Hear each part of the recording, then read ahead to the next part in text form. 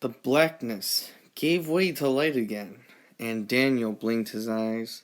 Before them lay a lush landscape, a forest in the distance, great mountains that poked high into the sky. Several rivers of bubbling water lay around Daniel, and he got to his feet. A chicken ambled by him, clucked, and then scattered off. Daniel saw none of this. His head was splitting, and his vision was getting used to this new environment.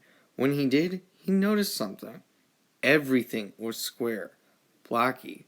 From the dirt he stood on to the herd of cows in the distance, everything was cubed in some shape or form.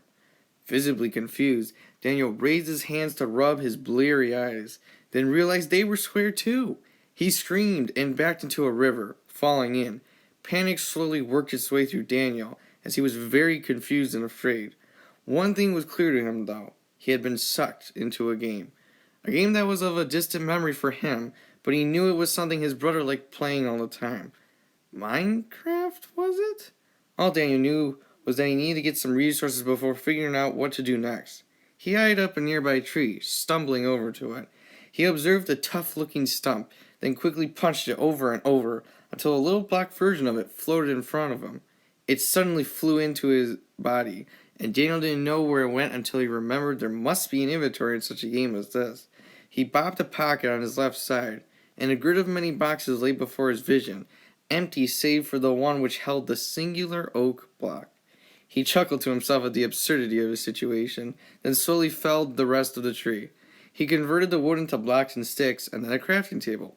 He plunked it down before him, and a small grid not much different greeted him. He splayed out his materials on the crafting grid, testing different combinations of layouts until one brought the materials together to form a pickaxe. Time to upgrade, Daniel muttered to himself.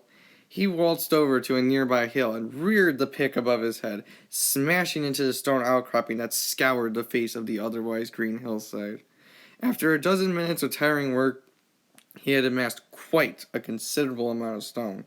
Fatigue pulled at Daniel's arms. He looked downward to see a row of hearts and a row of drumstick-looking things, of which 6 were blackened out.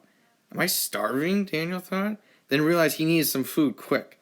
Thankfully, a chicken had just strolled in front of him, staring at him with beady black eyes. Sorry, Daniel said, as he punched the chicken.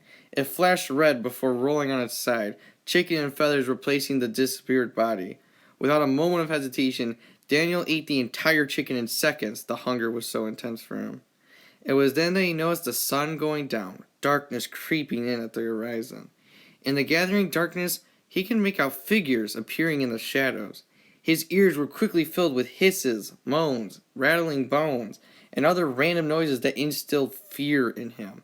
In his fear, frozen state, he thought he heard the moans getting closer. He denied it until one of the shadows formed into a green, groaning beast. 2 more similar-looking creatures joined him, and they slowly shambled toward Daniel, mouths agape, moaning a jovial song as they had found their next meal.